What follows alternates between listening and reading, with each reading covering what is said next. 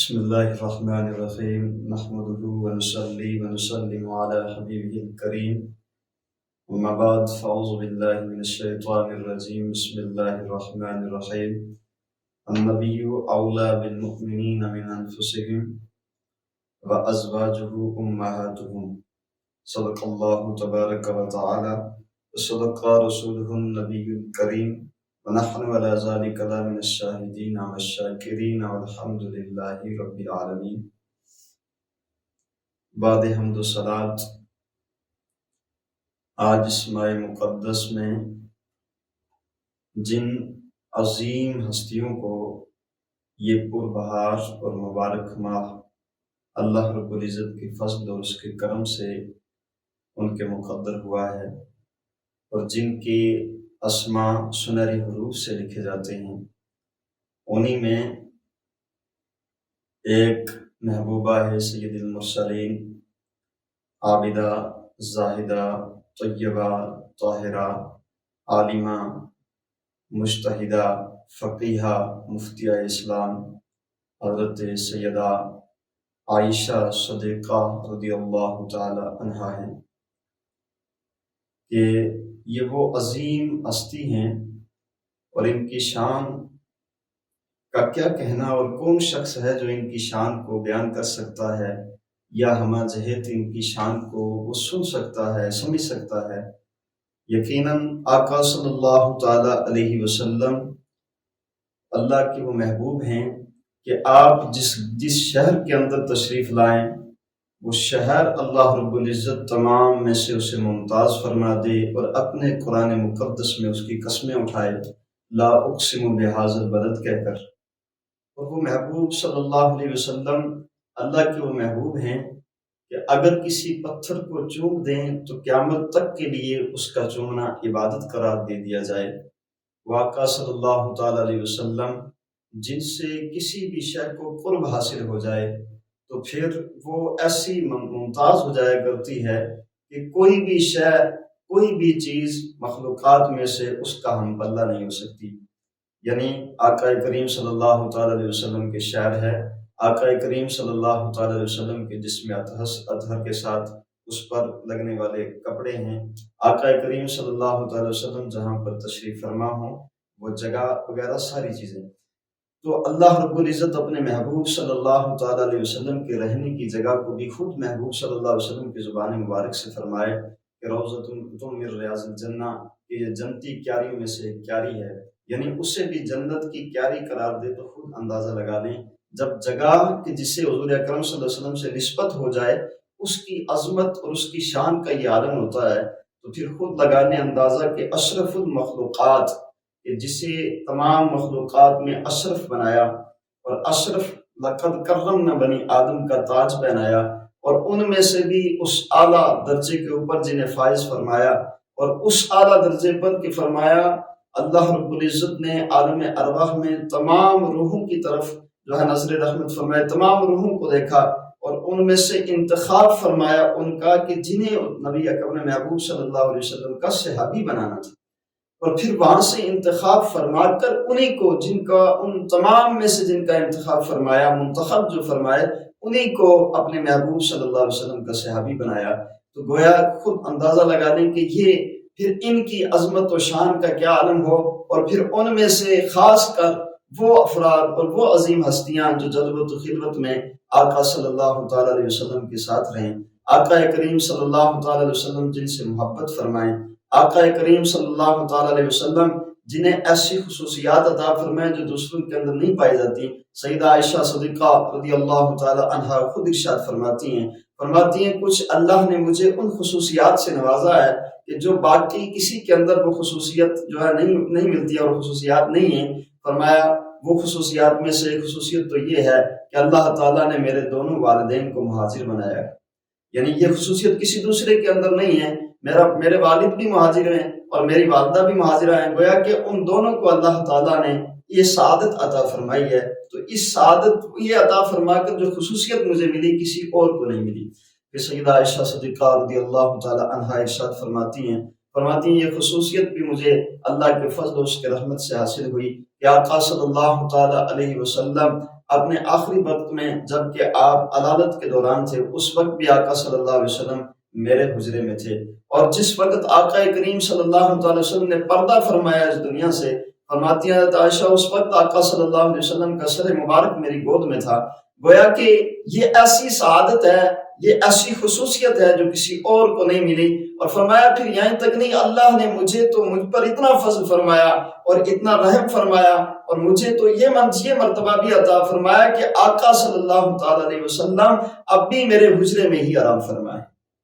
یعنی دنیا کے اندر بھی، اور اب یہ عالم برزخ بھی، یعنی آقا صلی اللہ علیہ وسلم کے لیے عالم برزخ کا انتخاب بھی میرے حجرے کا ہوا۔ آقا صلی اللہ علیہ وسلم دنیا میں بھی زیادہ تر میرے پاس رہتے، اور فرمایا یہ خصوصیات جو اللہ رب العزت نے مجھے عطا فرمائی کسی اور کو یہ خصوصیت نہیں ملی۔ اور یقین جانیں کہ جب احادیث مبارکہ کا مطالعہ کیا جائے تو یقیناً پتہ چلتا ہے کہ حضرت عائشہ صدیقہ رضی اللہ تعالی عنہا وہ ایسی خصوصیات انہیں عطا فرمائی، ایسی صفات حسنہ سے وہ متصف ہوئی ہیں جو انہیں تمام جو ہے عورتوں کے اندر، تمام صحابیات کے اندر ممتاز کر دیتی ہیں کہ وہ خصوصیات کسی اور کے اندر نہیں۔ مثلاً آپ جو ہے آپ رضی اللہ تعالی عنہا کی ولادت بعثت کے 3 سال کے بعد ہوتی ہے، تو آپ خود اندازہ لگائیں کہ سیدہ عائشہ صدیقہ رضی اللہ تعالی عنہا وہ ہیں کہ جن کی آنکھ کھلتی ہے تو اسلامی فضا اور اس کے ماحول میں کھلتی ہے، اور جن کی کانوں سے کفر و شرک کی کوئی فضا ٹکراتی نہیں ہے، بلکہ جو اسلامی ماحول اور اسلامی فضا ہی بچپن ہی سے انہیں ملتی ہے۔ اور پھر سیدنا ابوبکر صدیق رضی اللہ تعالی عنہ ان کے گھر میں اور ان کی جو ہے گھر کے اندر ان کی تربیت اور ان کی تعلیم، اور پھر اس میں پروان چڑھنا، اور پھر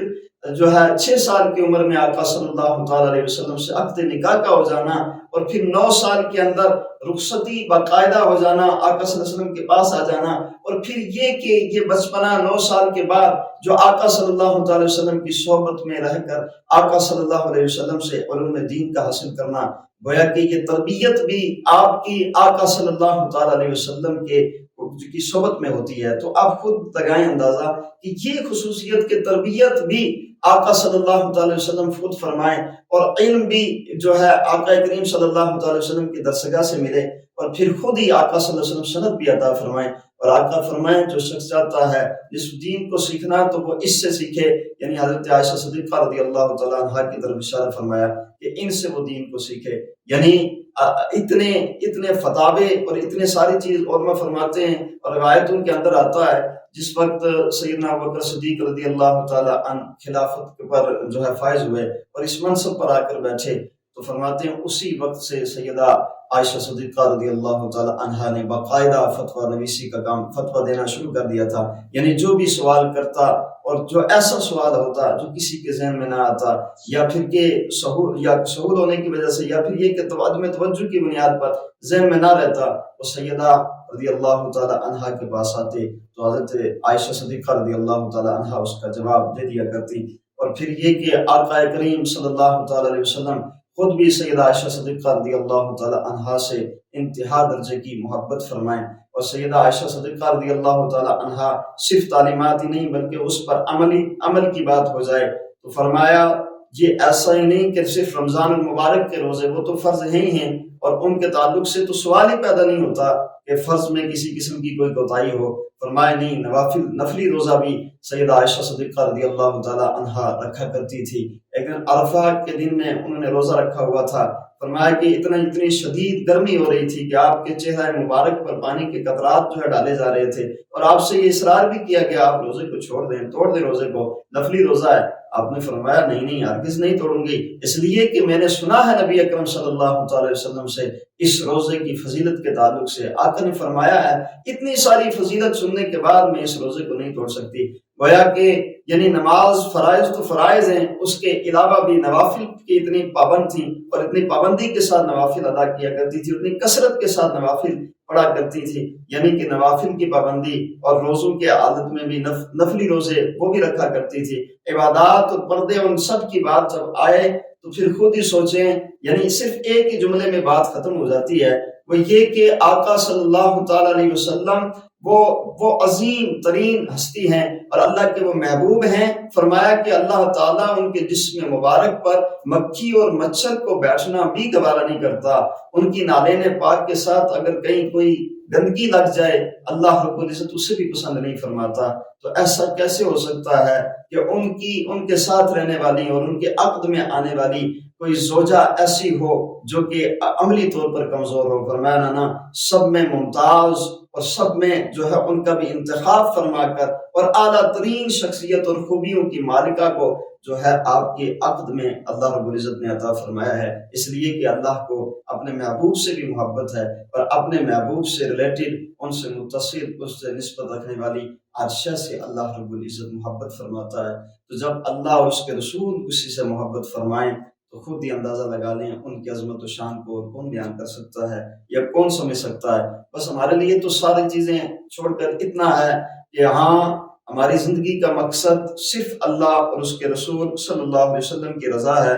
اور اللہ کے رسول صلی اللہ علیہ وسلم کی رضا اور اللہ رب العزت کی رضا اس میں ہے کہ اللہ اور اس کے رسول جس سے محبت کریں، جس سے پسند فرمائیں، ان کا تذکرہ کیا جائے، ان کا ذکر چھڑا جائے، ان کی محفلوں کو سجایا جائے، اور جو ہے ان کے جب دن ایام آئیں گھروں میں اہتمام کیا جائے، تاکہ یہ تمام کرنے سے یہ تمام اہتمام کرنا، ذکر و اذکار چھیڑنا، ان کی محفلوں کا انعقاد کرنا، یہ سب دلالت کرے گا اس بات پر کہ ان کی تعظیم بھی ہے، ان کی عزت بھی ہے اور ان سے محبت بھی ہے، اور بلا شبہ ان کی تعظیم، ان کی عزت اور ان سے محبت جو ہے یہ اللہ کے رسول صلی اللہ علیہ وسلم سے محبت ہونے کی دلیل ہے، اور اللہ کے رسول صلی اللہ علیہ وسلم سے محبت رب تعالیٰ سے محبت کی دلیل ہے، اور رب تعالیٰ سے محبت تو یقیناً یہ سرخروئی، کامیابی، سرفرازی کی دلیل ہے، اور یہی ہماری زندگی کا اصل مقصد ہے۔ اور پھر یہ بھی کیونکہ آقا صلی اللہ علیہ وسلم کی ازواج مطہرات جتنی بھی ہوں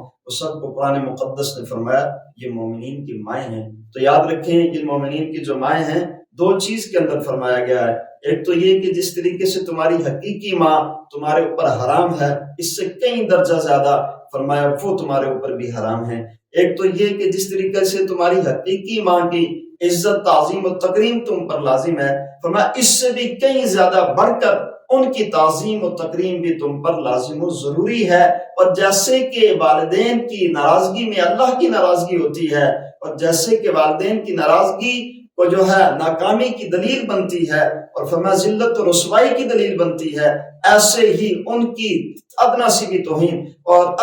توہین جو ہے ذلت و رسوائی اور ناکامی کی دلیل ہوگی، اور بلکہ اس پر نہ صرف دلیل ہوگی بلکہ اس طرح سے اس کی ناکامی یقینی اور ذلت و رسوائی دنیا اخروی یعنی دنیاوی اخروی ذلت و رسوائی کا اس کا مقدر بننا یہ بھی یقینی ہوگا۔ لہذا ہمیں تعظیم و تکریم یہ لازم و ضروری ہوا، نص قرآن سے ثابت ہوا، تو گویا کہ تعظیم و تکریم کرنا یہ ایمان کا حصہ ہے، اور ان کے ساتھ جو نظریہ قرآن و سنت نے دیا ہے وہ رکھنا یہ جو ہے